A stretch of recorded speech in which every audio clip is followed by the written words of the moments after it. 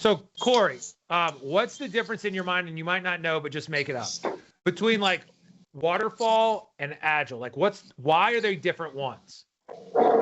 Again, I've just started the course, but I would think that Waterfall would be more of an organized, specific process, maybe more traditional. And then Agile implies that you'd have to be kind of thinking on your feet with less maybe resources from a client or something like that. Right. That's rightish. Don't go anywhere. Like, and so is it more just like the hip young people use Agile and the old stodgy people use Waterfall, or what? Probably not necessarily. Concur. I concur. So like, what is there like hey, we should open the Agile door versus the Waterfall door? Is there a logic that we might use to go through each path? I think when I was very, very first looking at questions, there's probably some words that might trigger it going either way. That's true. You're on the path. So like, if we're building stuff, regardless of what, that's all this is like, get something built, get something refined, built, whatever. We're just building something. We're creating a new tomorrow. So like, are there different things where you like walk up on it? Like say, you just open a big warehouse and they're like, hey, this is what we got to build. And you walk inside. Some of them you're like, yeah, bring the Agile team. And some of them, when you open the door, you're like, oh, bring the Waterfall team. Are there different things that we could build that will require one or the other? I'm sure. I just need to learn what they are. Yeah, I know. That's where we're going, dude. Come on. We're going together. Like, don't say like, I don't mean like a Honda Civic versus like a rocket ship, but maybe what kind of things would necessitate like a waterfall or traditional or super detailed planned kind of approach?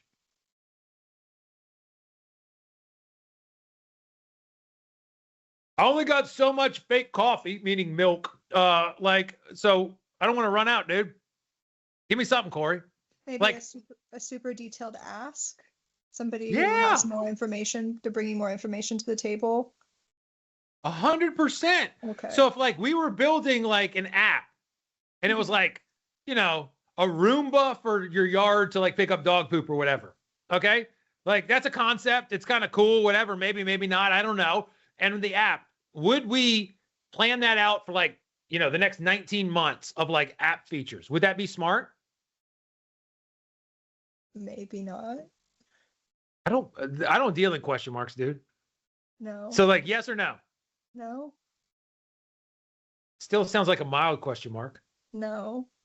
Okay, we're getting closer to an exclamation point. That's good. All right, yeah. Okay, so Hang, you're doing good. Anthony, if we were building the Roomba app for dog poop, whatever, is like a predictive, super detailed approach the way to like be gooder? I would say yes. Okay, what's the risk of like, we're building a new app for a new product that we think could work, and we're going to plan out everything that we're going to do for the next 19 months. What's the risk?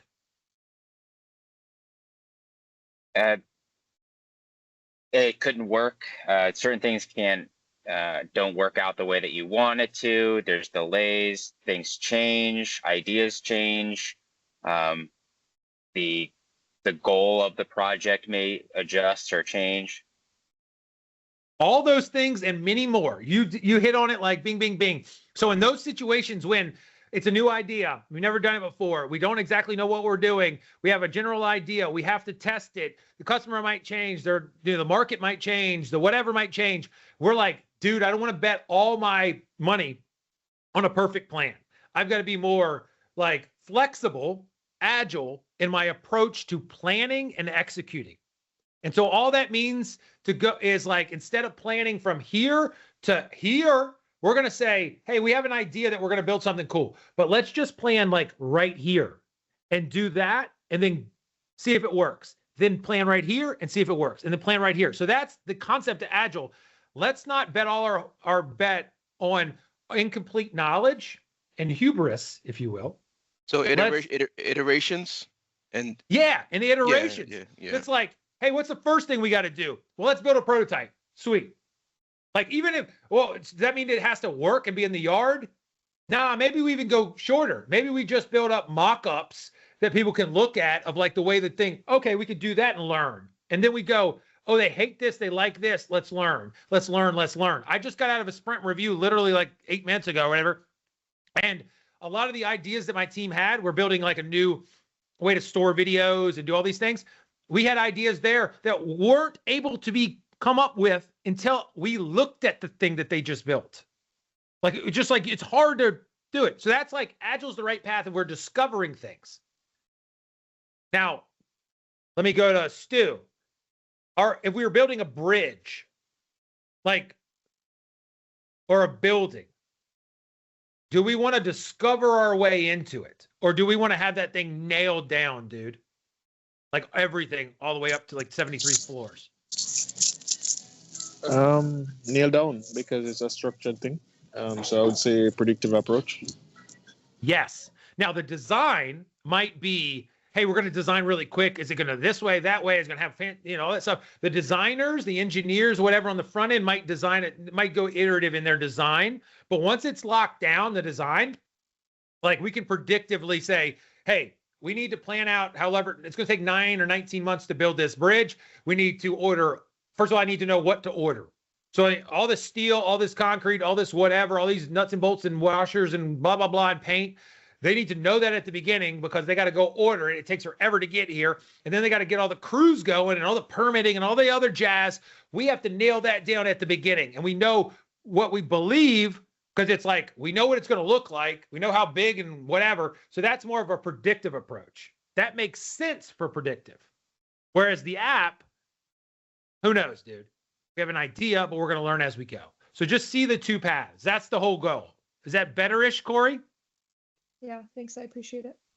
All right, sweet. That was just, for everybody, but you're just a person in the corner of the screen. Sweet. So when we think about, how do I share? I'm sharing now. I didn't even know it was. Sweet. I don't know how to draw on this thing. I hate Teams. Sorry, Microsoft. But when we think about this picture, give me a second. I'm gonna take a picture of this picture. Give me a second. Give me a second. There we go. Yeah, I know what you do. I'm gonna take a picture so I can put it on somewhere where I can draw on it. Give me 1 second. So when we see this crazy picture, that's the waterfall picture, I'll just simplify it like as we're just talking about stuff. Then we're going to do some cards and other junk like that. All right. I don't want you to go freak out about this. Okay. I just want you to see big picture understanding. This is predictive. This is bridge, building, aircraft carrier, submarine, big long road, something where we got to know it all. We're basically 5 phases, 1 through 5. They're process groups. It's just aligning us to like a distinct focus. The first one over, as I lost my pen, over here, it's all about, do we really have authorization to do this thing? And who's for us, who's against us, and who's on the team. That's all we're doing there.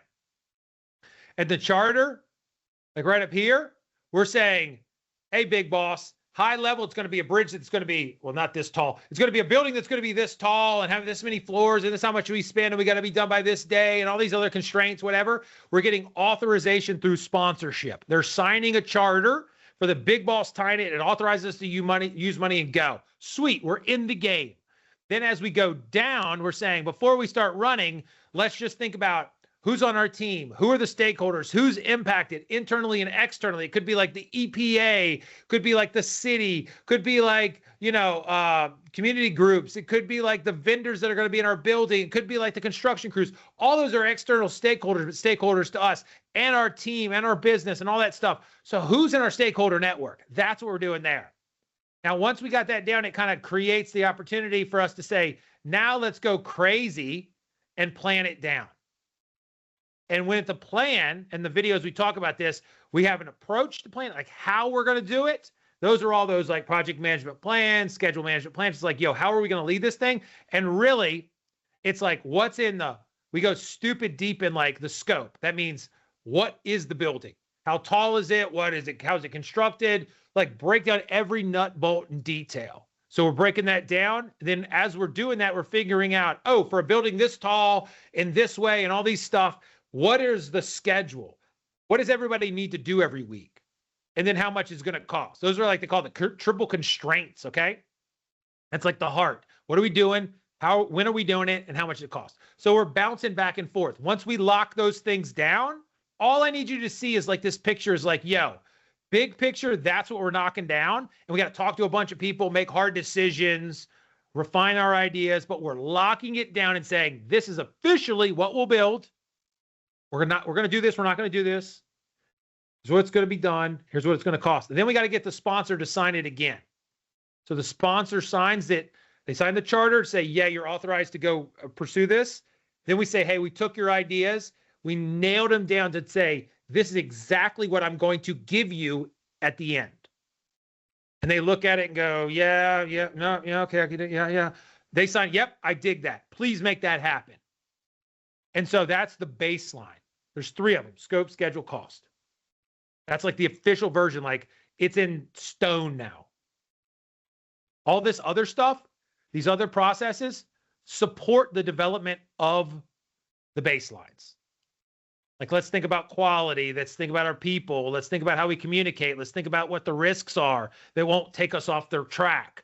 Let's think about, do we need to use other people to procure? Let's stakeholders. Sorry, it's all a chicken scratchy, but whatever. Okay. All these things support us developing scope, schedule, cost baselines. That's like the 2-minute version of this. Then once we do that thing, it's off to the races. Bang. It's called executing and monitoring, controlling. These things happen at the same time. Do work, check work. Do work, check work. Do work, check work. As we go through, are people showing up? Did anybody get hurt? Are we spending money too much? Are we spending money not enough? Are we getting things done or not? Are we passing quality inspections? Are we communicating? Are people upset with us? Are they engaging? Are they not? That's all those 2 columns do. Is it going like we planned, or is it not? The benefit of having like a stupid detailed plan is that we know where we're going, or at least we think we do. And as we go toward it, we can say, we're behind ahead. That's it. And when I say that's it, it doesn't mean like, oh, who cares? That's the beauty of it. We're ahead or we're behind. And then from there, we can make changes through change control, what they call. We can get things checked off. We can modularly, approve stuff. And then as we get to the end, invite somebody out, cut a ribbon. It's their bridge now. Go home. That's like the stupid short version of it. That's it. So if you understand philosophically that approach, we're pretty much 83.25% down the road. Okay.